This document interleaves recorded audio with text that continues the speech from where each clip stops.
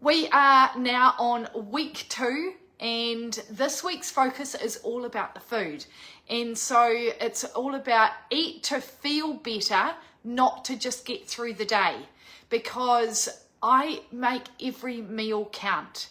And there's been sickness going on all around me and I haven't picked it up. And I believe it is because I have got such a nutritious diet and I am always getting loads of different ingredients, different vegetables, different fruits. I get such a wide array, so then it's feeding the different microbes in my gut, which is then nourishing my body.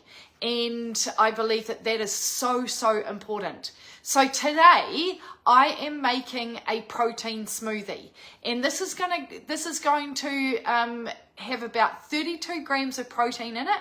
We need to average around 30 grams of protein for every meal, and I'm not going to use protein powder. So that's what my mission is, to show you what I'm putting into my smoothies. And I don't have a lot of smoothies in the winter, but they are a great way to be getting loads of protein, loads of nutrients, and not a lot. And I just want to show you the combination of what I do. So I'm using my Thermi, obviously, but you can use anything. And I have got half a frozen banana and a medjool date. Okay. Then I have got Greek yogurt. So I've just made this Greek yogurt in my Thermomix. I made it overnight. So I've got half a cup of Greek yogurt. You can comment if you would like the recipe of everything that I'm putting in. I've got 2 tablespoons of cottage cheese. Cottage cheese is an awesome form of protein. Now in here, I have got cacao powder, chia seeds, and hemp seeds. So those are all a really good form of protein. Then I'm putting in some milk. I'm just using normal milk because I'm not dairy free. But if you are dairy free, then just use your dairy free milk. And this is almond butter. I love almond butter. Now what I've realized that I'm forgetting, that I forgot to get it out of the freezer, was some avocado. And so I will, I'm not going to go and get it now, but I would normally put avocado in this too. So if I come into my Thermomix, I'm coming into manual mode, and I'm just going to blend this for around 20 seconds and see if that is on speed 10. So the TM7 is so much, this is still noisy, but it's so much quieter than the TM6.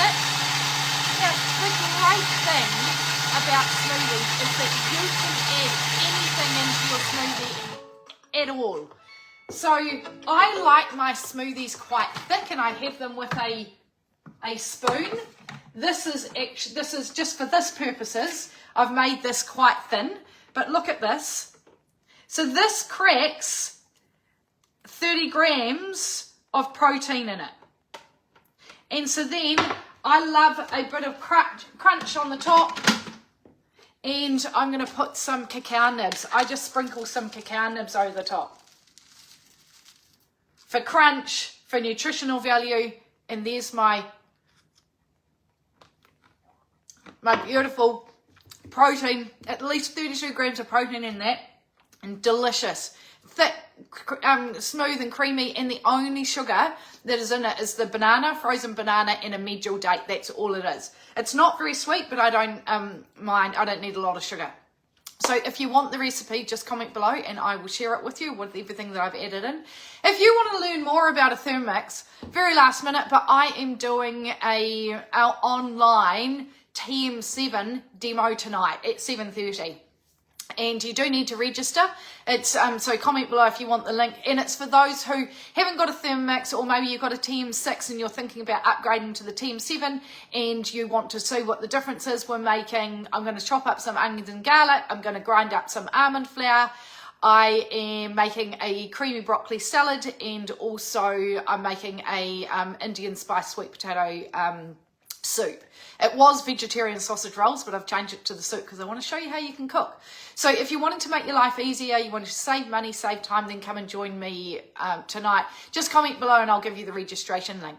But again, if you want all the ingredients that I put into the smoothie, then comment and I will share them with you. See ya.